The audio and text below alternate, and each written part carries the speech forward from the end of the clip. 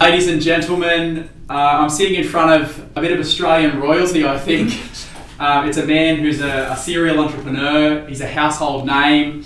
And my dad being an ex-jockey, he's a name that I grew up with. So Tom Waterhouse, welcome to Flamingo Sundays. Thanks for having me. Mate, thank you very much for coming in. You're, to me, you seem like a bit of a marketing genius. I remember growing up, every time I watched the Friday night football, there was Tom Waterhouse plastered all over the screen. And then you took a little bit of a hiatus, I think. And now I've seen on Facebook and Instagram and LinkedIn, occasionally I see you riding a pony with a bit of theatre. Yeah. So mate, what's changed? What's the life of Tom Waterhouse look like now?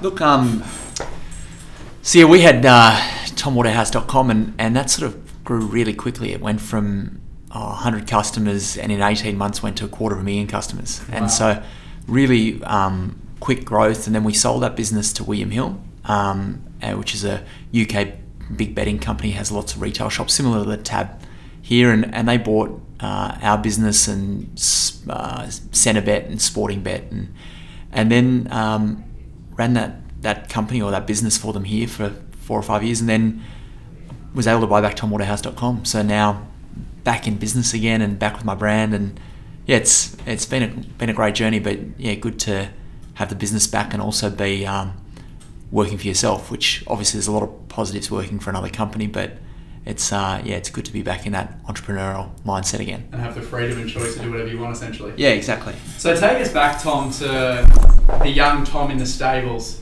Okay, yeah. So run us through, how did you come from, I'm sure your mother and father worked you quite hard and give you that work ethic that you've got right now from a young child, and then you've grown from a stable hand into one of Australia's biggest business names, I would believe.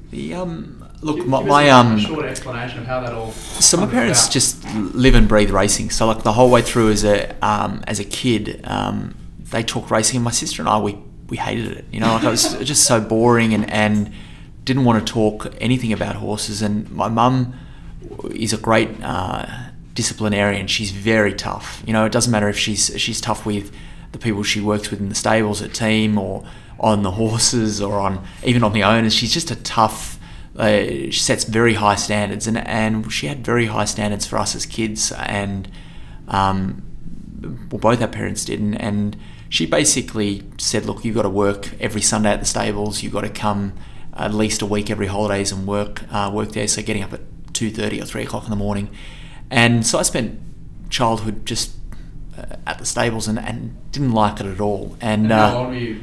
I probably started going like 13 wow. or 14. And, so when most kids are out on the weekends. Yeah, look, and I still went out all the time and did all the stuff that young kids do, but it was nice to have that sort of, well, now looking back, that discipline in there, but I didn't like horse racing at all. And then basically my dad said to me when I was 6 months into studying commerce at Sydney University, and he goes, look, do you want to come and work out at the races for me on a Saturday just on the bag, see if you like it? And I thought, I'll give it a go.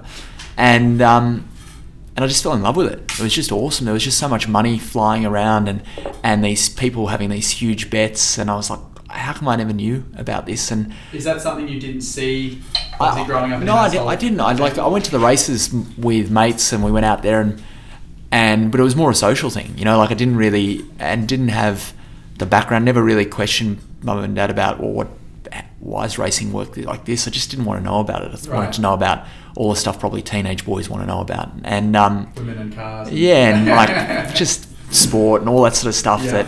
And then fell in love with it and went, look, Dad, can I come as much as possible to change my university timetable around, and just loved every minute of it and would not stop speaking about. My mum calls it odds and sods now. She goes, look, you can come over, but just stop talking about horse racing and odds and sods to your dad. And then I was just lucky because my dad, he always through our childhood, he had unlimited belief in us as kids. So he would let us, if we said, can we do this? He'd go, yeah, if you think you can do it, you'll be able to do it. And he sort of 6 weeks into being at the races working for him, he had to go to New Zealand, and normally you would give, when you're going away, you'd either close down your stand or you'd give a very experienced clerk say, look, can you run it? These are strict rules. You run the stand, manage the clients.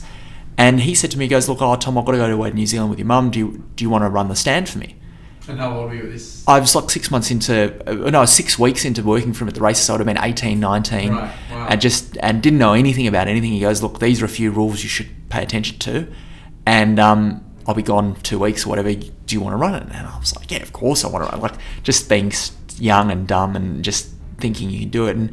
And he's done that all through, like, there's so many examples of that as a childhood, through my childhood, where he's like, look, give it a go, you'll be fine, do this. And really through his guidance and luck, the first 19 meetings or 18 meetings or whatever I worked for him, I won, which was, now looking back on it, is following his rules and luck. And so I was like, oh, I have a gift for this. You know, not that I have any, I don't have any gift. I bet your dad kept patting you on the back. I don't have any gift for it. But like he gave me a lot of confidence. I'm like, I want to do this. This is amazing. And that sort of started the journey. That went from not having any interest in horse racing to going, look, this is what I want to do or be involved in forever. Right.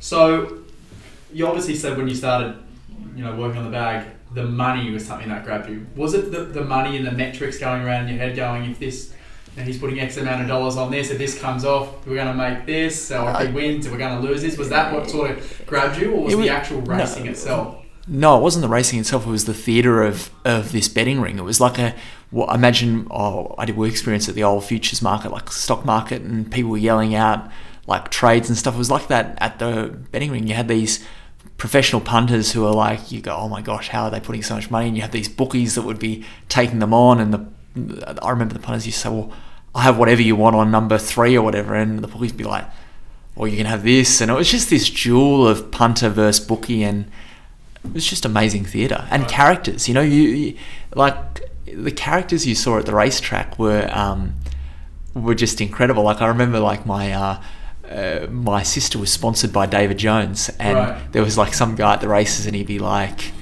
look, I think, would you like to buy, I've got some beautiful dresses and stuff, would you like to buy them for your girlfriend or your sister? And I was like, who is this guy?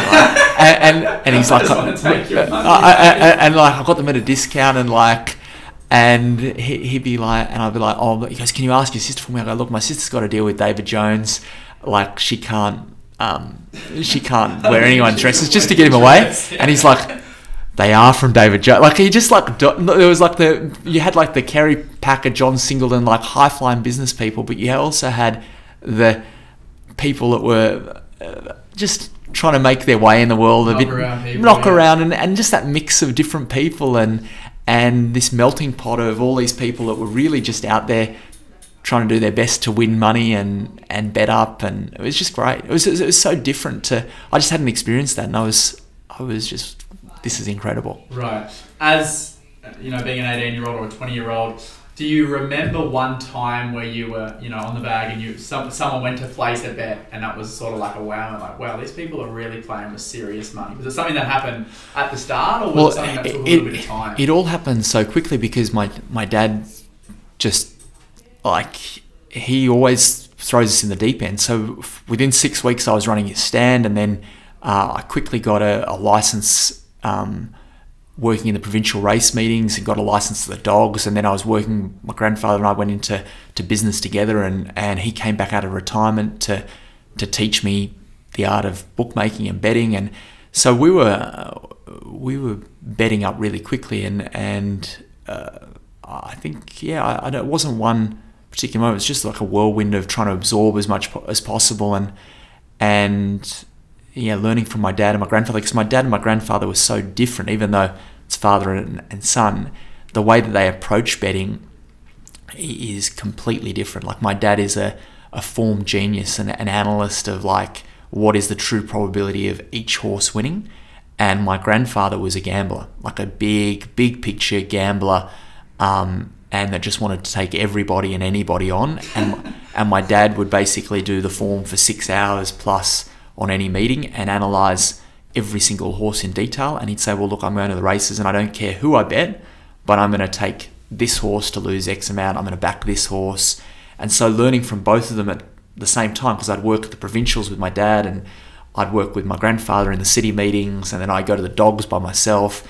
I was absorbing two very different, amazing bookmakers, and yeah, I loved every minute of it. Which one of those do you think you took on most? Was it your grandfather, or was it your father, or was it a combination? So my dad's a genius. So I was in awe of how he could analyze racing so well and come up with what the true probability of horses is so accurately, and like get the SP, the starting price, so correct.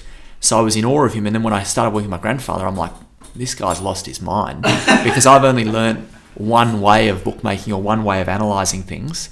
And so I'm like, he's lost his marbles. He has no idea what he's talking about.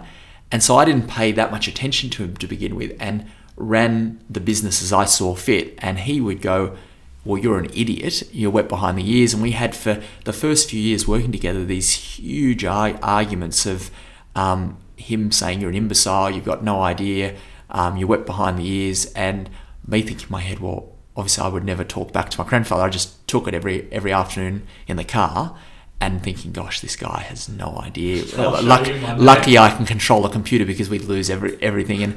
But what happened was, as the period went on, or the time went on, I realised my grandfather was actually right about nearly everything. And he gave me a very much a more gambling mentality, a very big picture view, and I think the best of both worlds. I think, as you know, in business, there's not one set way to make money. It doesn't matter what industry, and there's people that approach how they invest, or how they make money, or how they go into business, and they do it differently. It's not that all ways will make money, but there's not one set way of not one way to skin a cat. Yeah, and my grandfather, he was the best, or the biggest bookmaker of his time, and was amazingly successful. And the reasons why he was successful still hold true in nearly all, or in many ways, still today.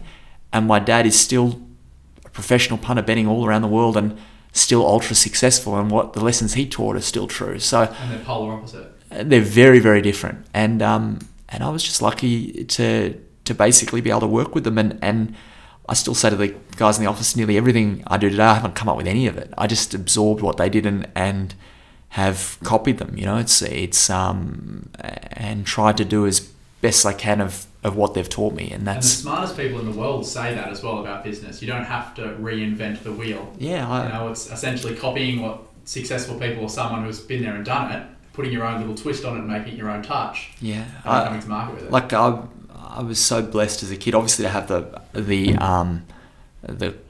environment to grow up in, and the family I did, and come from the background I came from, but also to have these mentors in, whether it was my mum in terms of discipline and hard work. Like, she gets up at 2:00 every morning. Wow. My dad gets up at 2:30 or 3 every morning to do the form. So that discipline, and then also have. So still now your mum gets up at 2 o'clock? She's like both my parents, both of them would be up by 3:00 every morning and work their butts off. Wow. So that discipline, hard work, drive from both of them, and then also to have a mentor in in both my grandfather and dad, and just see the way that they approach betting and business. I've been very, very lucky.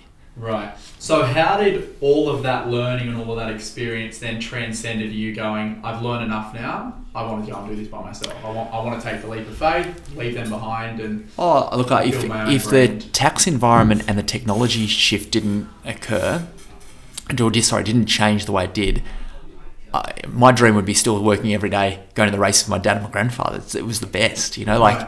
In the car, and you have stories, and business is, it's fun when you can share it with other people, your successes and the hard times, and but what happened is that, so I was working with my grandfather, and we went from the smallest bookies in the outer ring, out of the interstate bookies, to being the largest bookies in Australia. So first few meetings we were probably holding maybe 8,000 a day, and then we went to holding 6 million a day, and that went very, very quickly, and that was a combination of having the advantage of the way my dad looks at form. When you say holding 6 million, just to explain to people, you mean? So the $6 million worth of bets, right? And 6 million on any one day. On any one day. Wow. So it was a huge growth over a couple of year period, and Then they changed the tax laws in New South Wales, and so while that change was happening, Victoria had a different taxing system. So I had a license in Victoria because equine influenza was out the year before, and they still had racing on in Victoria. So I got a license in Victoria, and when the tax rule changed, I went, well, and my dad actually said, why don't you go and use your license in Victoria, and you'll have a lower tax rate and a better environment there. And so I went down thinking it'd just be for a few months, moved into Crown Casino and ended up staying there 4 years. And that, I read that story somewhere, I think, and I was like, did you really stay at the Crown Casino Yeah, every single night? Wouldn't it have been cheap to rent a house or something? no, it was incredible. It was the deal that they did was it was amazing. Like, and it was not in just like your basic. No, I was in a room, beautiful villa and there and I thought I was only going to be there a short amount of time, and if I didn't get married, I would never have left. It was just amazing, like in terms of the people that you meet and that fast-paced lifestyle, you know. So I grew up in Sydney North Shore, which is family-orientated, quiet. Like my wife and I will go for a walk each night, and the kids like go and play in the oval and stuff. Crown Casino was just this hub of activity, and especially being in the gambling industry, like trying to grow a business, well, all your clients are there. You know, anyone interested in betting was in this casino, and the characters that you had there. There was another guy that lived there for 10 years, and there was lots of well-known Australians were living there at the time. So is that a normal, it's not a normal thing, but is there a lot of people that reside at Crown? Oh, there was at the time there would have been at least half a dozen of us. Wow, okay. Yeah, and it was great, and so that business really, through lack of timing in that my dad had form, so I was lucky. I moved down there with understanding what the true probability of many of the runners in a lot of the races are. In Melbourne, unlike Victoria, you're able to have access to Betfair. So I was able to access what was happening on the exchange that a lot of my competitors in New South Wales weren't. And you were able to offer a product called Best Tote. So I basically called up every New South client I knew and said, look, if you'd like to bet Best Tote, I'll offer it to you. I'll also be able to offer you more competitive pricing because I knew what the prices were betting off course. And also being able to trade the money, I was able to trade because I knew what the price was being bet off course, and all the people I was trading with didn't have that ability because they weren't allowed to look at the internet at the time. And so this business it was literally just this luck of timing and change in condition. The business accelerated really quickly. And so you went from, it was some small amount of clients to some massive amount of clients in a short period of time. Well, that happened sort of a year and a half later. This actual period, basically the business accelerated and we're holding more money as a bookmaker than all of the other bookies in Victoria combined, and it was just a great time. And then what happened is that they changed the advertising laws because of the High Court case in West Australia with Betfair, and you could suddenly advertise across state lines as corporate bookmakers. So there was a lot more competition came in within a year. The iPhone came out, and you also had 3G technology, so you could actually place bets on your phone or much easier on the internet. And so what was a great business for like a year and a half suddenly turned to being, actually this business is not as good as it was. And so made the call a year later. In 2008, for instance, got 500,000 cash out of the favourite in the Derby. By 2009, was top odds the favourite in the Derby and could only get about 5,000 out of it. So it was a huge shift within 1 year, and then shifted to being a telephone-only bookmaker out of an office in Moonee Valley. And that business was a great business because all these overseas operators started coming in. Right. We had internet accounts with them all, and let's say we're holding $6 million a day, we'd bet back $3 million of the $6 million. And so we had all these young guys, and it was literally like a trading house where we'd take a bet, we'd bet back the bits we didn't want to, we'd keep the bits we wanted to, we'd bet clients that we wanted to take on huge amounts, we'd bet the winning clients back. And so just to explain a little bit more for myself as well, if you were taking in a bet and you were confident that they were going to lose from your analysis, you would then be that confident to go, let's use their money and go bet on something else. No, so if you were a client that was a losing client over a period, or we said, okay, well that client is a recreational punter, we'd say, okay, well, you can have $1 million on that horse. We'll just take it. But there's certain customers that win. And so we'd say to winning customers at the time, this is back in 2009, look, we'll bet you to win 20,000, which was more than what the bookmakers on course had to bet them to win 5. We'll bet you to win 20,000 or 50,000. And what we'll do is, because we had so many accounts with these new online operators, we'd say, okay, we'll bet him to win 20, but because he wins and we like that horse, we'll back up back to win 100 or 200. So we were taking the losing customers. How come we don't understand that when we're at the race course drinking Chili's you? Yeah, so we were betting the losing customers and we were betting back and going with the winning customers. Right. And that was fascinating. That was amazing business, basically trading business for a year and a half, until all the overseas bookmakers went, actually, we don't want winning customers, we only want losing customers. And so then that business went from being a great business to within a year and a half being no good. Or not no good, but just not as lucrative. And so all of our good customers suddenly said, well, look, we were opening online accounts, and we went, well, we better start an online account. And we thought, well, may as well, all the bookies in the UK are called William Hill or Victor Chandler or Paddy Power, after the actual bookmakers, or the original bookmakers. And well, why not just call it tomwaterhouse.com? And so we launched that. We started advertising very small in 2011. I think we had like 100,000 advertising budget, and it went gangbusters. So we went from under 1,000 clients to 250,000 clients in 18 months, and went from 500,000 advertising budget to like a 20 million, 100,000 advertising budget to 20 million advertising budget. And, wow. And that growth was just incredible. But then that environment changed because you had all of these competitors come in. The cost to advertise went up, and the cost from a technology standpoint dramatically went up. So the company, I ended up running William Hill Australia, and we had like 300 to 500 people, and had 60 million marketing budget, 30 million bonus budget. The cost, and we were probably only in the top 5. There was probably 4 operators bigger than us. The cost to do business in the space dramatically increased, and so that business changed for us, and it was a good lesson over that sort of 10-year or 5 to 10-year period, is that each one of those businesses were amazing businesses for a short period of time, and they changed from being very good to mediocre or no good in a quick time. And would you say that every single one of those businesses come out with a different learning lesson? Would you go, I'm going to take something from yeah, it, I think the thing is that you've got to be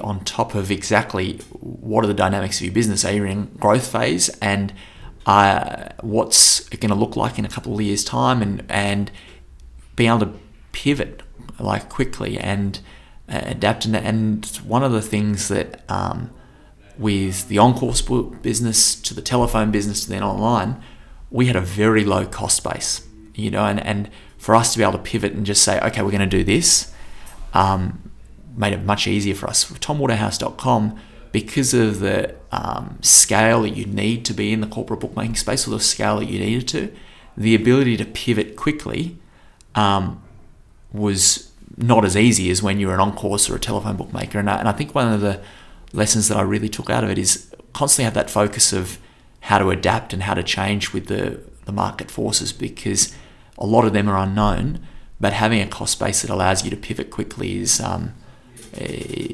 big advantage. So how do you go, let's go back to tomwaterhouse.com, how do you go from having a client base of less than 1,000 to having 250,000 in 18 months?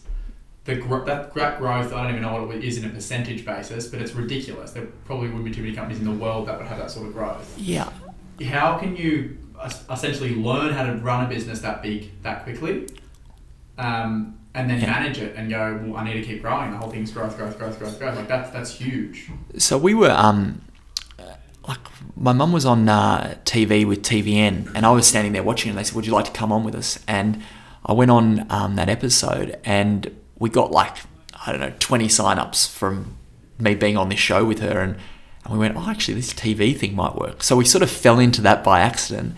And then we fell in, there was a business that went into liquidation that was supplying the technology to a company called Bet 24/7. Yes, I remember that. And Bet 24/7 said, well, we don't have the technology. It's not our core business.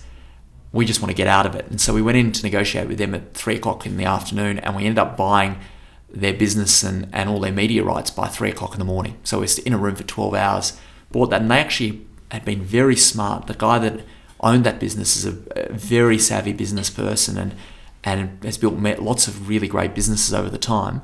But he understood before anyone else the importance of live sport in the wagering space, and had bought up all the regional properties and quite a few of the metro properties. And so we fell into owning these, and we went, well, actually these properties are pretty good, and our cost per acquisition of having these sporting properties, but also having a brand that was differentiated, because at the time you had sports betting, Sportsbet, TAB Sports Bet or whatever, and Sporting Bet. They all sounded the same. And Nothing was personal about them either. And then you had this brand that was on this young guy with a name that's known in the industry, that it was just different. And so I think it was the combination of that, and when we realised that live sport worked, we bought up a lot of it quickly, and that was a big asset for us for an overseas company, and we were just going by the seat of our pants. I guess the most important thing is that the first hire was the best hire, in that we got a great COO that was with one of the tabs beforehand, and he was just really great at in so many different ways, but he was really great in terms of understanding how to put the foundations of really good people in the business. And there was a young group of people, and so many of them have gone on to do amazing things, which is it was just a credit to how well he was at recruiting and training. But also we were all the people, we did a lot of testing before anyone came on board, even though we were only a startup. Like, you had to go through a stack of testing, and I think that was due to him, in big part to him, because he was ex-Macquarie Bank background, and they were just a young, smart group of guys and girls, and yeah, we've flown by the seat of our pants, and that's, but it's such an advantage, because obviously coming into corporate world, when William Hill bought TomWaterhouse.com and then running that business for them, one of the reasons why I think they said, look, do you want to run this, that they bought those business, like, it's a big leap to go from a startup to an overseas company paying $700 million for all these other businesses and saying, do you want to be the CEO of it? But I think one of the reasons why they said, look, do you want to run this company for us, is that in corporate life you get very much pigeonholed into, well, accounts, or marketing, or like data analysis, or trading, and you're in that one area, and for you to get across, you might get across to another area in 5 years, and then to another area in 5 years, or you might then go into a COO role, but it's a long journey to actually have in-depth knowledge across all the different areas. But in a startup, you have to know about all the areas, because you don't have enough hands on deck to be able to manage them. So it was such an advantage of actually understanding how this bookmaking businesses work, even though there were so many things we got wrong in TomWaterhouse.com. But have an understanding of what the levers were to make that business go was a great foundation in that period. When you got approached by William Hill for them to acquire that company, was that a big shock to you? No. So we were approached a year before we sold TomWaterhouse.com, and we just went, no, this is ridiculous, we don't want to sell, and all this sort of stuff. But what caught us by surprise was the shift in the market in terms of the increasing cost of doing business in this space, and also the increase in tax. So we went from being, we don't want anything to do with any potential buyers, to, look, we need to find a partner in this environment to be able to get scale, to compete with the tax environment, all that stuff. So we were an active seller in the market, and William Hill was just a great fit, and very lucky that deal. There's so many things that you don't realise coming from a family business or a startup business, of how complicated these big businesses are and how slow they are compared to a startup. Looking back on it, they had so many deals on at that time, and they always have deals basically in the pipeline. I actually can't believe we got the deal away with them in the period of time that we did. And no, we were an active seller. We were trying to sell a business at the time. Right, but you never went into that business thinking, I'm going to scale this business and I'm going to sell out. No, and the same, and that's why I'm so lucky and blessed to have got TomWaterhouse.com back, because I never wanted to sell my name or the business. It was just the circumstance of, well, this will be the most optimal outcome if we do sell it. Right. Yeah. So fascinating, mate. Where did the marketing genius come from?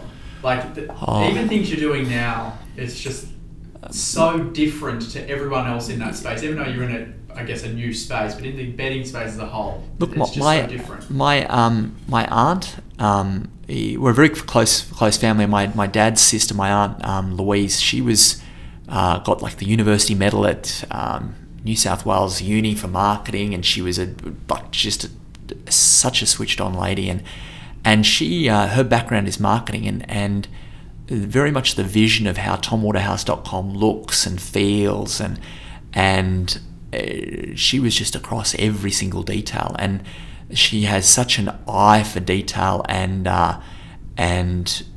just such a great time of that TomWaterhouse.com journey, to be sitting with her and see how she, like, whether it's an ad or a piece of creative, or why she thinks things will work, and she was amazing and still is amazing, and it was great to learn from her, and it's such an advantage, especially in this modern time of social media, of having your brand as your own person, because people follow individuals at the moment. They don't really follow companies, in the same way, and it's a big advantage when it comes to social media. I think that's a massive lesson for anyone listening.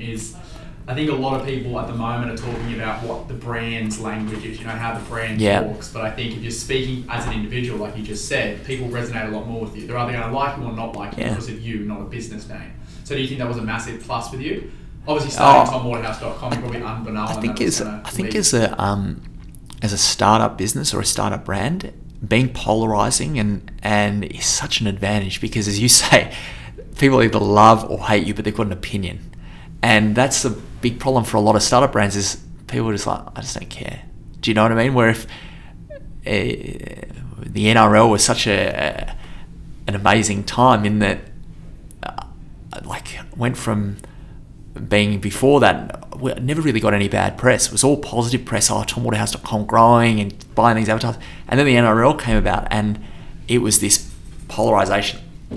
I hate that guy, or that guy is ruining rugby league, or that Tom Waterhouse, you get off $3. And that was an amazing, lightning bolt of business growth, but just showing that as a startup brand, it's really powerful. But as a brand matures and you want to get over 30% of the market or 50% of the market, it also can be a disadvantage. So if your goal is to only ever need 30%, that's great. But if you want to be like one of those brands that have 70% of the market or 80%, it may not be as good, or you need to change that tone and shift that tone. But yeah, it was an incredible time that with the NRL. It's funny with the NRL is that so we wanted to buy all this sport, and it was 2012, and I thought, well, I'll just try and meet with David Ginchel, and my brother-in-law was working at Channel 9, and he organised the meeting, and went and saw him. Had no real agenda except, look, is there any other sport? Can you get NBA on Channel 9, or can you do stuff that we can buy more sport from you guys? We're chatting away, and I said, look, when does the NRL come up? And he goes, the Tabs had it for X amount of years. They have first right of refusal, they'll just renew it. And I said, when does the thing? He goes, it actually comes up this year, but they'll renew it. I said, well, look, what about if we paid this much, $60 million over 5 years? Would you consider going with us? And he's like, well, that's a lot more than what the Tab were paying us. Look, they have first right of refusal, but if they don't renew on this date, yeah, we're interested. So I waited that day, call at 5 o'clock in the afternoon. Have they renewed? He's like, actually, they haven't. I'm like, well, we'll commit to this over 5 years, but we need it back-ended because we're growing and all this stuff. And he said, okay, deal done. So we had the deal done. That was in, call it October or whatever, in 2012. We're going on, and let's say, I don't know what date the NRL starts, but February or March, whatever, comes to early January, and I'm freaking out because our deal was that we'd have 5 minutes of TomWaterhouse.com airtime before they kick the ball. So it's basically like, oh, bet on 2 flies coming up the wall, all this sort of stuff. We'll pay this amount, but we need this amount of clear airtime. And did you really have much of a thought process when you said, I'll offer you 60 minutes? We just knew that this would be very valuable, and also to have the NRL all tied up with all these overseas operators coming in was really a valuable asset.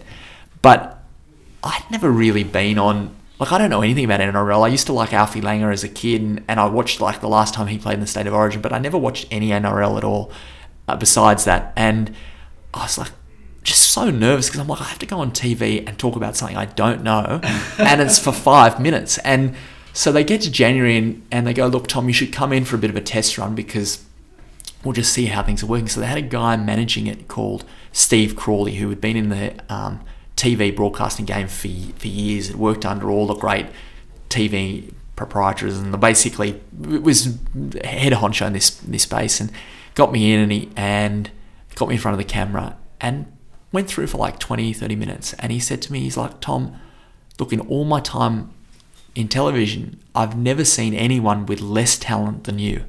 And he goes, and I think we're effed. He goes, I think this is no good. I think this is no good. Let me put my thinking cap on how I manage it. So what they came up with, less talent than you. And so I was like, oh, this is... How did that feel? Really bad, because I don't know anything about NRL, and I was really nervous, and not so much about committee, because I knew that the deal was broadly right, but just looking like an idiot, you know. And so he goes, look, what we're going to do is, to begin with, we'll reduce the time up front. We can increase the time. It's a 5-year deal down the track. Reduce the time up front, and we'll get you on TV with other experts that if you forget what you're saying, they can dive in. And so I'm like, oh, okay, great. So they had me on the panel with, I don't know, Wally Lewis or Joey Johns or whoever these, like Gus Gould or these superstar NRL people were, and they had me to the side, and like they turned to me to ask me a question. I was like, oh, what a relief. I don't have to remember what I have to say and all this sort of stuff. But actually this changed because I was such a dud on TV, caused so much backlash, because they're like, this young Muppet or whatever is like, thinks that he knows everything, and he's on the commentary panel, and I'm like, I don't want to be on the commentary panel. It's just I just don't know what I just don't know what I should be saying. So that caused a lot of anger and uproar, and really shifted the brand.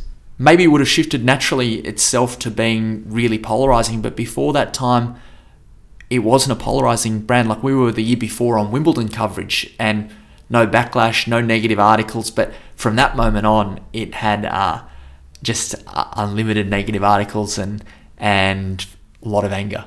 How did that I guess, feel to you? Having no negative press and all of a sudden getting negative press, what is it? Did you see it as like, fuck, I'm really making some bad moves here, or were you smart enough to think this is great? Well, I get a little bit worried or down if the business is not going well.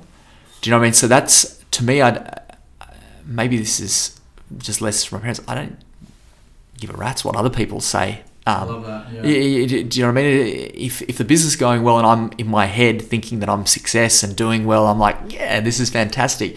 If other people think, oh, you're a loser, well, really whatever. Like, the only thing was, like, my wife's like, Tom, have you seen all these comments on social media? I'm like, oh yeah, I'm across it. But like, we'd be on like during that time, like in a plane, I'd have like people like telling me to like F off, or in a movie cinema and like walking down the street, like just for that snippet of time, you know, like now no one probably even recognised me, like, but for that period of time, it was, there's that idiot off the TV. Like, that guy is ruining the one thing that I love, and get the hell off.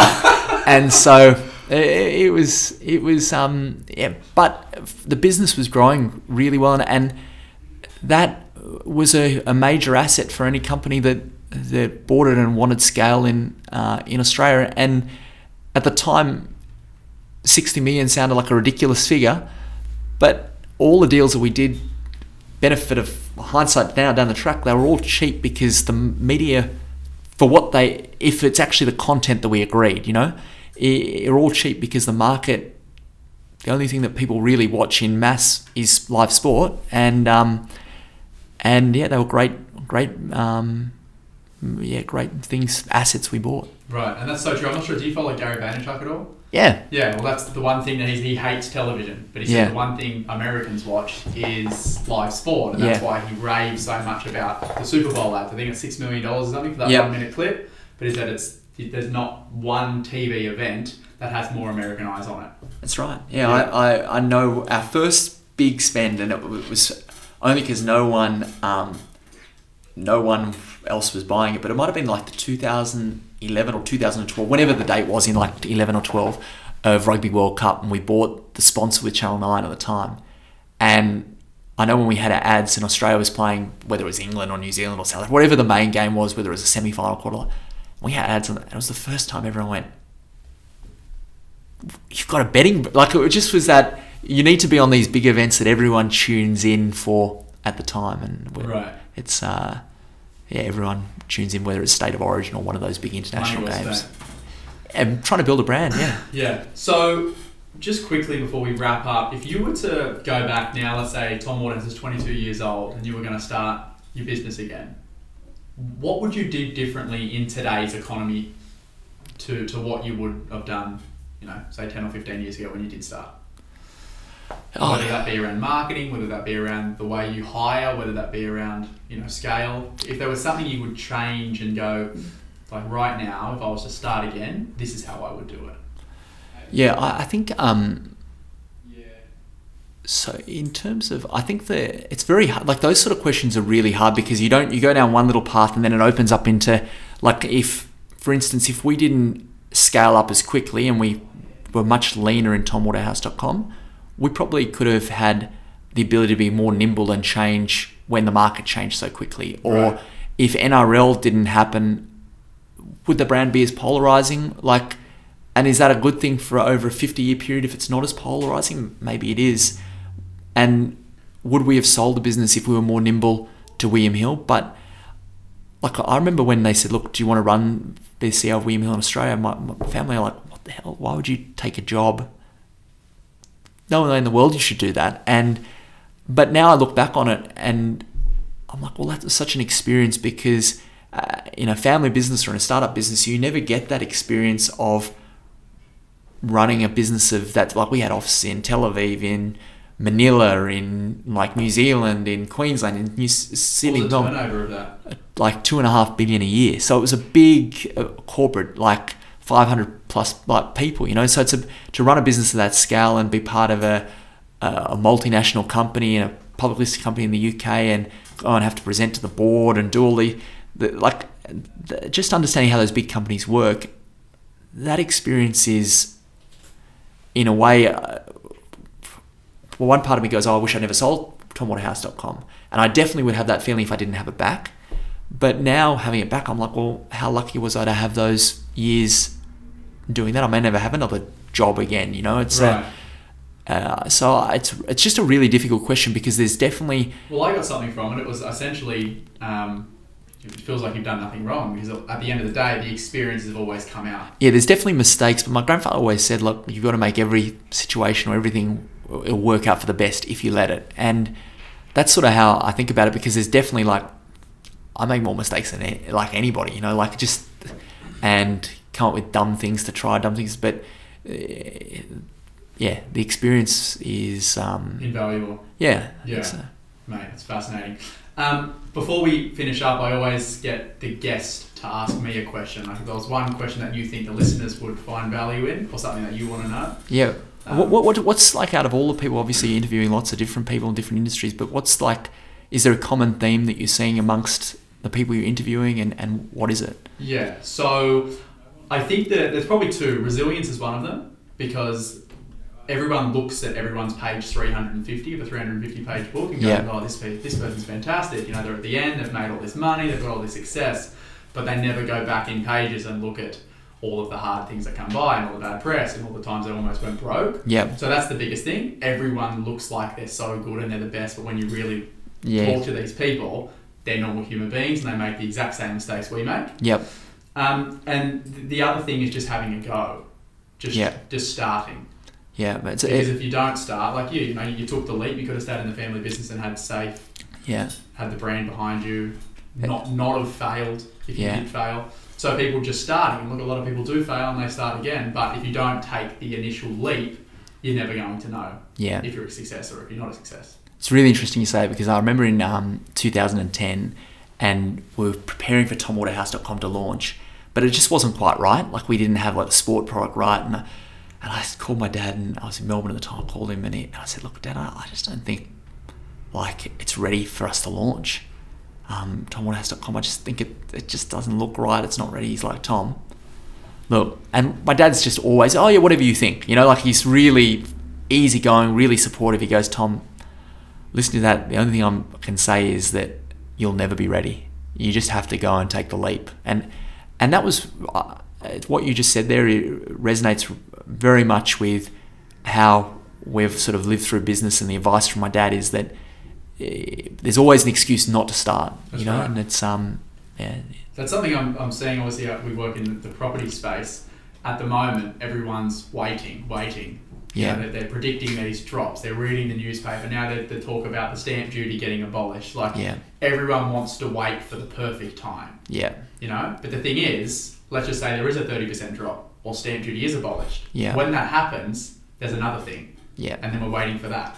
So no one, there's never a perfect time. Never in anyone's life is everything going to go, now's the right time. Yeah. You should do it. It only looks like a perfect time in hindsight. Exactly right. Mate, this has probably been my favourite podcast today, so I thank you very much for taking the time out and coming on. Appreciate it. Thanks for having me. Mate, let's crack some beer now, huh? Cheers. Well.